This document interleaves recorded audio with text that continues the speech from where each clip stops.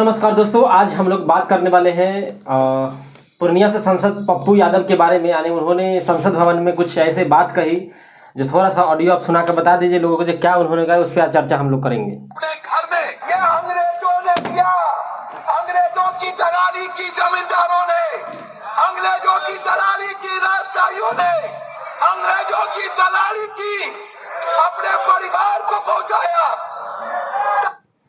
देखिए, बात यह है कि इन्होंने संसद में ये बोला कि अंग्रेज़ों की दलाली किया, अपने परिवार के लोग लेडीज औरतों को उनके पास पहुंचाया, तब जाकर के ज़मीनें मिली, जिनके पास भी 500,000 बीघा ज़मीनें हैं।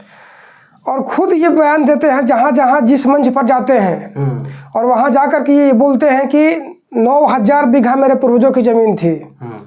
संदेह तो आपके ऊपर भी जा रहा है सरकार, वही तो कि 9,000 बीघा ज़मीन आपको कैसे मिली, जब 500,000 बीघा ज़मीन के लिए अपना इज्जत को दांव पर लगाना पड़ा, गुलामी करना पड़ा, अपने माँ बहनों को भेजना पड़ा उनके पास ज़मीनें इकट्ठा करने के लिए। तो आपने तो 9,000 बीघा आपके पूर्वजों ने ज़मीन इकट्ठा किया, तो कौन कौन सा कर्म करा होगा उन लोगों ने। वही तो, ये तो गलत बात है ना। बोलने से पहले समझना चाहिए खुद उनके पास में इतना ज़मीन है और फिर जो है दूसरों पे आनच लगाना, आरोप लगाना, यह तो सरासर गलत है। ये पता है क्या दिक्कत है इनके साथ है, बोलते समय ये लोग भूल जाते हैं कि हम क्या बोल रहे हैं। बोलते समय ये लोग भूल जाते हैं कि इनकी अपनी गरिमा क्या है। ये एक सांसद है, 6 बार से वहाँ पे ये लोकसभा में सांसद चुन के आए हैं। इनकी बुद्धि के वजह से ही कि ये किसी पार्टी में नहीं है, ये अपने आप को कांग्रेस के नेता बताते हैं। कांग्रेस से जो कि ये सांसद, इनको कांग्रेस ने सीट नहीं दिया, लेकिन ये लोग बोलते समय अपनी मर्यादा भूल जाते हैं। क्या बोल रहा हूँ, कहाँ पे खड़ा हूँ, क्या बोलना चाहिए, क्या नहीं बोलना चाहिए। ये अपने आप को इनको बाहुबली भी कहा जाता है कि बिहार के बाहुबली हैं। खैर देखने से भी लग रहा है कि 1.5-2 क्विंटल के हैं तो बाहुबली होंगे। इनके जैसा गेंडा शरीर का बहुत कम ही लोग होंगे बिहार में बाहुबली। इन लोगों को अपनी भाषा अमर्यादित हो चुकी है, और जो वहाँ की जनता है उनको विचार करना चाहिए कि हम किसके लिए लाइन में खड़ा होकर के वोट देते हैं। एक पढ़ा लिखा समाज कब बनेगा, ऐसे लोगों का संसद में भेज के। वही तो माने इतना होने के बाद भी अगर लोग अभी नहीं संभल रहे हैं तो ये तो गलत बात है।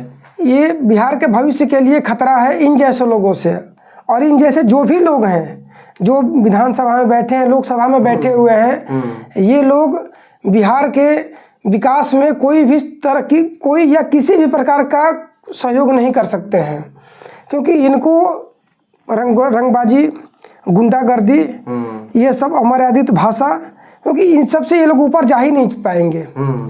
ये लोग जाति धर्म में ही उलझे हुए हैं। अपने खुद यादव हैं, ये यादव समाज से आते हैं, और इनको वोट ले रहे हैं मुस्लिम और यादव का। इसके अलावा ये किसी बाहरी जाति से इनका मतलब नहीं है।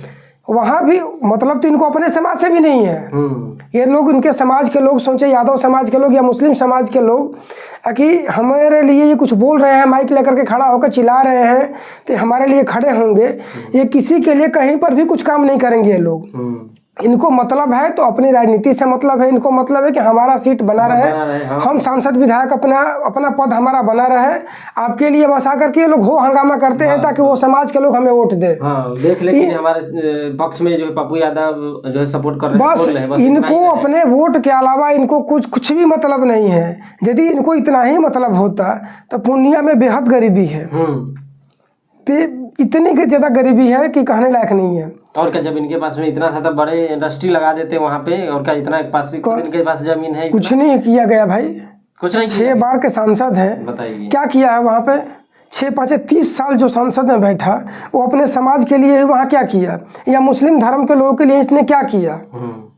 सवाल ये उठता है। वीडियो तो अगला हम लोग एक और बनाएंगे जो वक्फ बोर्ड के ऊपर भी आ रखा है, और ये लोग भी उनसे जुड़े हुए लोग हैं, इन्होंने उनके पक्ष में वोट भी करा है।